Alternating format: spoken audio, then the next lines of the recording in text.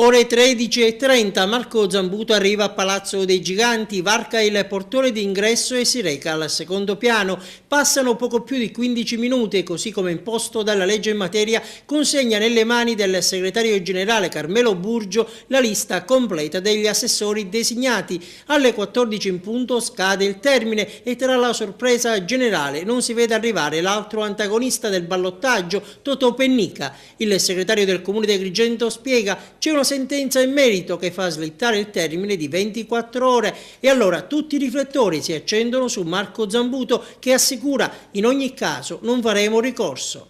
Ma guardi, io comprendo che il candidato di Alfano abbia problemi e sia confuso, ma comunque ne prendiamo atto. Nell'eventuale squadra di governo, oltre ai 3 designati in prima battuta, oggi riconfermati, Piero Luparello, Patrizia Pilato e Vittorio Messina, Zambuto ha nominato Ignazio Valenza, segretario dell'Ordine Provinciale degli Avvocati, Giovanni Sciacca, imprenditore, indicato dall'Unione degli Industriali, settore alberghiero e da Federalberghi, e Nino Amato, medico, primo degli eletti nelle file dell'UDC. Ho presentato nei termini di legge la squadra degli assessori, libero da qualunque condizionamento, in grandissima autonomia. Soprattutto ho voluto e ho ricevuto le designazioni da parte dei mondi diciamo delle attività turistiche, per esempio del commercio, delle attività professionali della nostra città, proprio per riuscire a realizzare un rapporto tra la pubblica amministrazione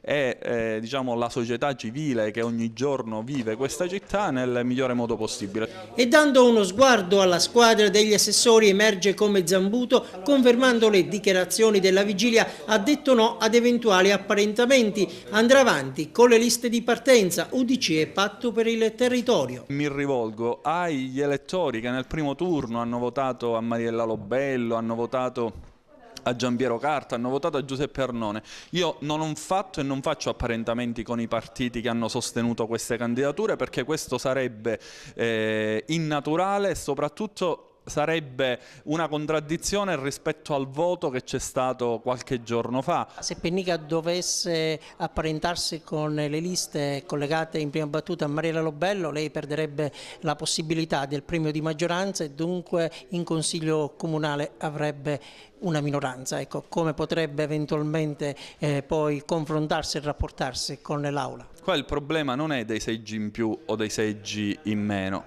qui il problema è di linea politica, soprattutto di rapporto con gli elettori. E allora il tema è assolutamente questo, e io invito la città, soprattutto questo dato politico, a tenerlo in grande considerazione. E poi un'altra riflessione: nel momento in cui il candidato di Alfano fa questo apparentamento con, diciamo, tutte le altre liste, per non fare scattare il premio di maggioranza, già si considera un perdente. E sarebbe maturato proprio nell'ambito della definizione degli apparentamenti la decisione di Pennica di rinviare di 24 ore, in concomitanza con la scadenza per la presentazione delle possibili alleanze, la consegna dei 6 nomi degli assessori. Nessun problema, la scadenza è domani, assicura Pennica, stiamo ragionando con gli amici. La terna di partenza è stata già azzerata, si tratta di Daniela Catalano, Carmelo Terrasi e Paolo Minacori.